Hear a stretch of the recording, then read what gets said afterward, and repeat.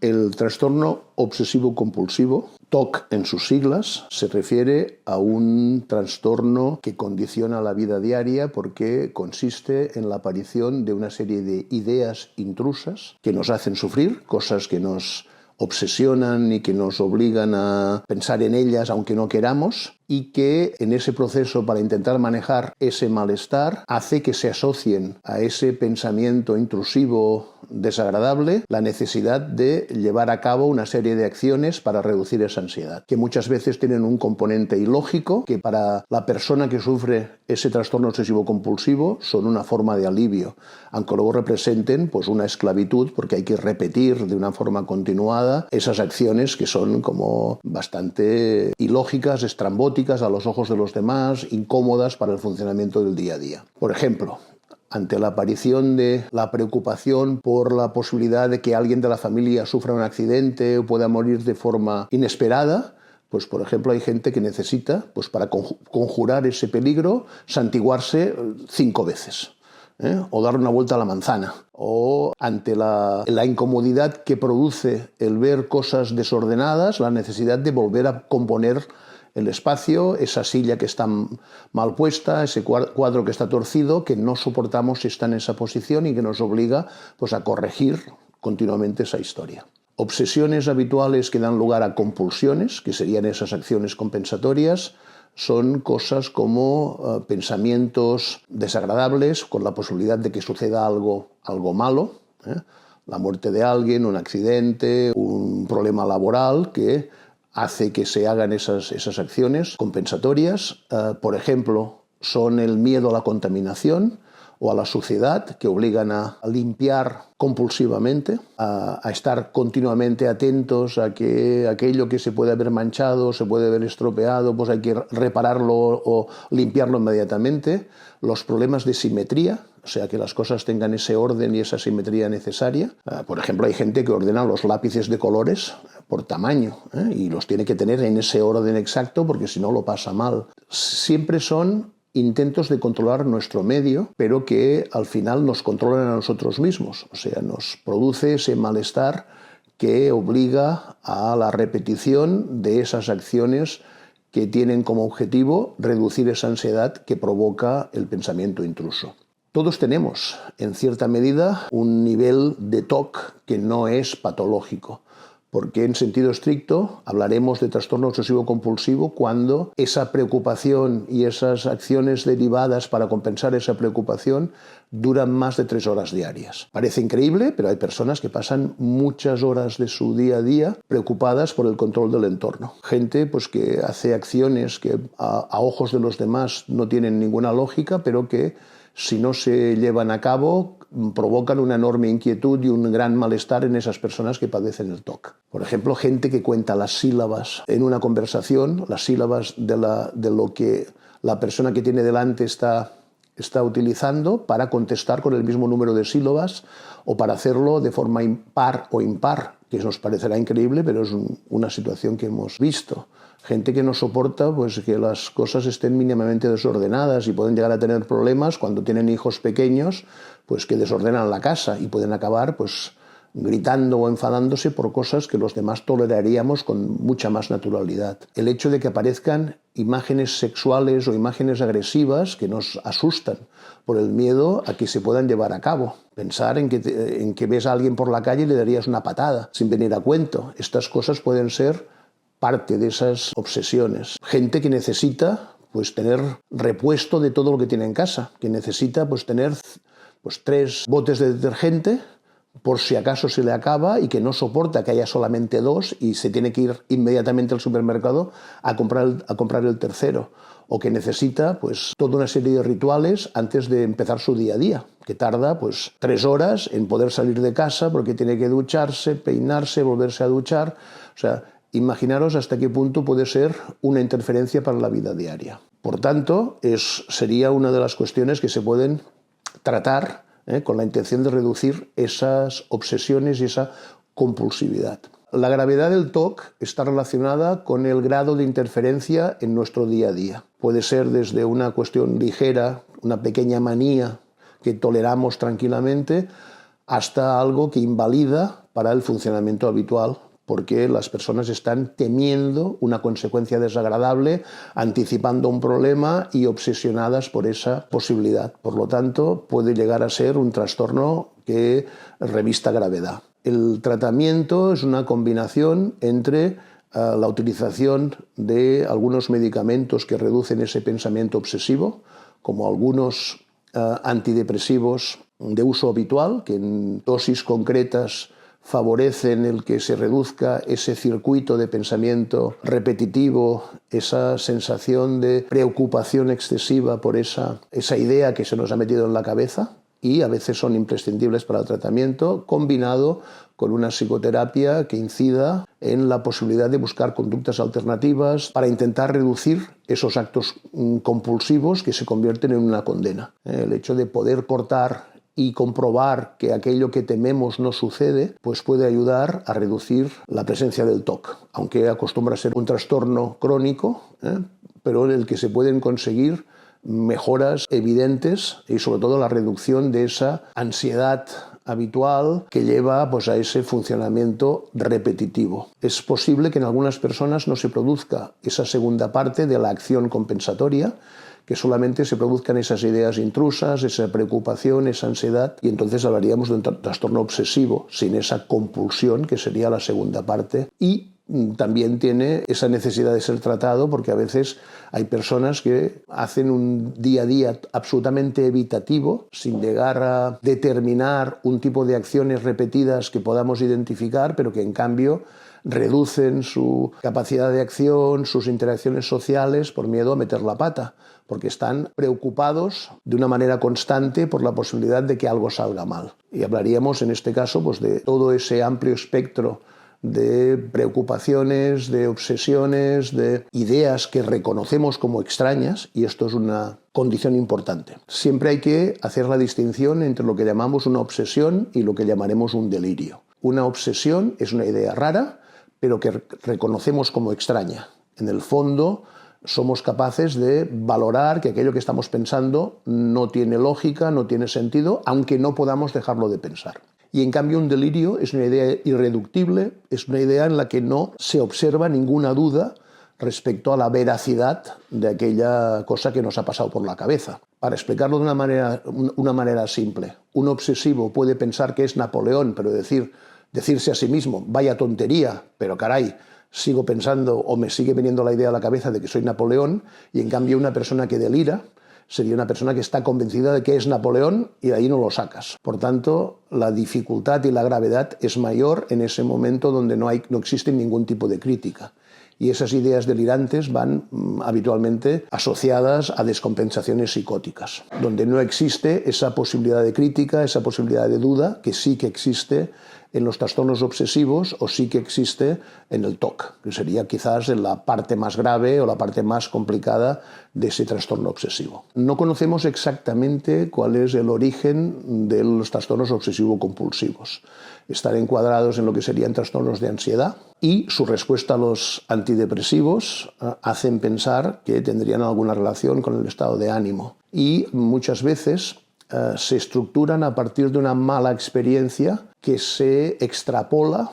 al 100% de las experiencias. Es decir, si hemos tenido una situación que nos ha asustado o que nos ha estresado muchísimo, tenemos la tendencia a pensar que aquello se puede repetir, y es lo que da lugar a las fobias. La fobia es el mantenimiento de un miedo por algo que ha sucedido de forma concreta, pero extendido a la mayoría de situaciones que se parezcan a la que vivimos y que fue desagradable.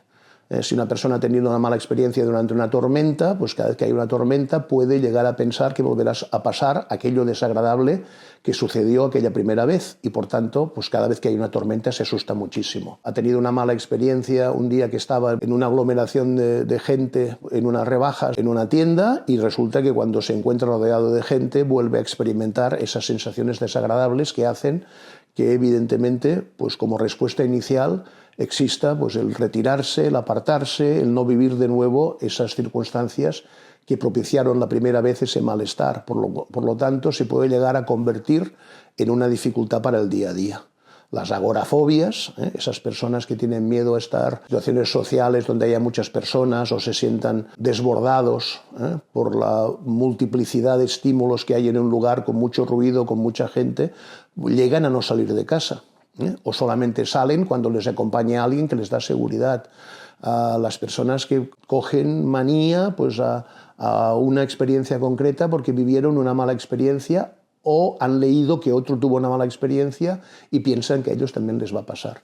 Por eso lo unimos, por eso lo encuadramos en la misma categoría que los trastornos obsesivos. Y una forma importante de pasarlo mal en los trastornos obsesivos sería el trastorno evitativo. Esas personas que estructuran su vida intentando evitar toda una serie de circunstancias que les superan,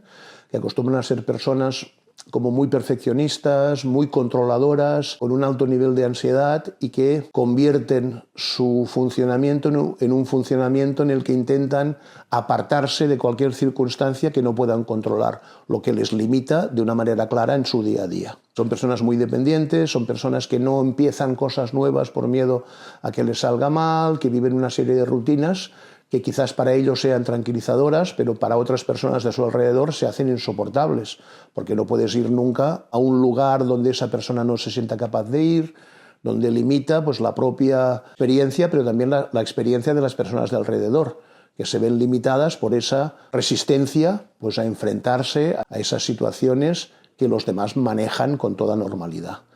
Y sobre todo es bastante habitual que podamos descubrir que hay un antecedente, que hay un episodio desencadenante y esto permite pues, trabajar de una manera mucho más efectiva en el apoyo psicoterapéutico. A veces no se identifica de entrada y el trabajo está en buscar ese origen, que a veces es un origen traumático, un recuerdo infantil, a veces una situación de abuso, o sea, cosas que se manifiestan con una expresividad que de entrada no relacionamos con aquel factor desencadenante, pero que pueden significar la explicación un poco de todas esas dificultades. Las edades de aparición del TOC acostumbran a ser, en la mayoría de los casos, una cuestión de la edad adulta o de la primera juventud,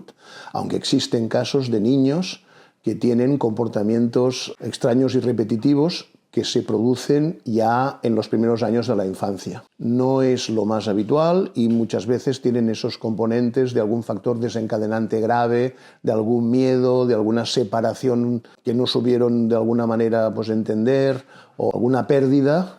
que se relaciona con ese nivel alto de ansiedad. Es importante ver que hay personas más predispuestas. Decíamos antes, las personas muy perfeccionistas, las personas muy autoexigentes pueden tener pues, una mayor incidencia de esos trastornos, igual que también pues, son personas con más posibilidad de tener, pues, por ejemplo, trastornos alimentarios, o trastornos de la imagen corporal, por esa insatisfacción habitual, pueden tener más problemas de manejo de la ansiedad. Y esos trastornos por ansiedad generalizada muchas veces esconden detrás esas ideas obsesivas que nos atraviesan, que nos hacen pensar que algo va a salir mal y lo que implica como resultado un posicionamiento evitativo. El hecho de no enfrentarse a aquello que nos da miedo, que es lo que hace que ese miedo aumente. Por tanto, es un trabajo que a nivel psicoterapéutico tiene su importancia, aunque puede ser importante también ese factor farmacológico que reduzca ese pensamiento rumiativo. Por eso es un abordaje que tiene que tener en cuenta todas esas posibilidades y está destinado pues, a conseguir esa seguridad en uno mismo, esa posibilidad de manejar las ideas sin que estas ideas sean totales y que nos condicionen nuestro día a día. El hecho de tener más adaptabilidad, más capacidad de maniobra, menos rigidez cognitiva, o sea, menos necesidad de establecer todos esos controles, todas esas barreras por el miedo a que aquello nos supere. Y es posible que existan pues, antecedentes de crisis de ansiedad, de ataques de pánico, de situaciones que podemos relacionar con ese fondo obsesivo. En realidad, estamos ante algo que tiene que ver con la manera correcta de desarrollar la interacción con nuestro medio. Normalmente cuando nos enfrentamos a una situación, esto nos provoca inicialmente una emoción, un sentimiento relacionado con que algo nos gusta o no nos gusta, nos enfada, nos aburre, nos entristece, es decir, cualquier cosa que vivimos tiene primero esa lectura emocional. Justo de forma consecutiva, inmediata, lo que hacemos es intentar identificar si ese sentimiento es el adecuado, si el enfado que sentimos o la tristeza o el malestar tiene lógica o no. Y por tanto hacemos una reflexión, hacemos una revisión de esa primera emoción para ajustarla. Y hay que pensar, por ejemplo, lo que sucede con un niño pequeño que inicialmente pues, tiene ese descontrol o esa mala gestión de las emociones, que tiene que aprender pues, a controlar sus rabietas, sus enfados, etc. Esto lo hacemos de esta manera natural, de manera que lo que sentimos tiene esa segunda lectura, esa posibilidad de análisis para ver si lo estamos haciendo suficientemente bien. Inmediatamente tenemos que ajustar esa reflexión, es decir, no podemos estar indefinidamente dando vueltas en la cabeza aquello que hemos sentido y que queremos ajustar, y hay que tomar una decisión. Hay que plantear que uno ha llegado a ese momento donde ya no se puede dar más vueltas a la información, donde hay que elegir un camino. Y esto nos llevaría a actuar de esa manera reflexiva en la que hemos tenido todo ese recorrido, que a veces se hace de una manera muy automática, sin necesidad de un control consciente, desde la primera sensación emocional hasta esa acción correspondiente y adecuada. La gente con trastornos obsesivos tiene dificultad para tomar esa decisión, para acabar con esa rumiación. Tiene el problema de estar dándole demasiadas vueltas a la cabeza, de hacer un sobrepensamiento que es como imparable e insoportable. Y esto hace que muchas veces las decisiones que tendrían que salir de esa decisión tomada, como esa decisión no se ha ejecutado, pues la acción no se produce. O sea, hay una parálisis porque no se sabe qué determinación tomar. O a veces se da como respuesta una respuesta impulsiva, sin demasiada reflexión, porque uno está harto ya de darle vueltas a la cabeza y posiblemente la opción que toma no sea la mejor, porque está tomada más desde esa situación insoportable de querer parar el pensamiento que por haber hecho correctamente todo el recorrido. El TOC puede ser un tema que podamos solucionar, es decir, una situación concreta, una fobia, una manera de actuar que podemos romper porque existe ese factor de confianza, ese análisis y esa manera de demostrarnos a nosotros mismos la falta de sentido de esa situación, o algo con lo que se conviva,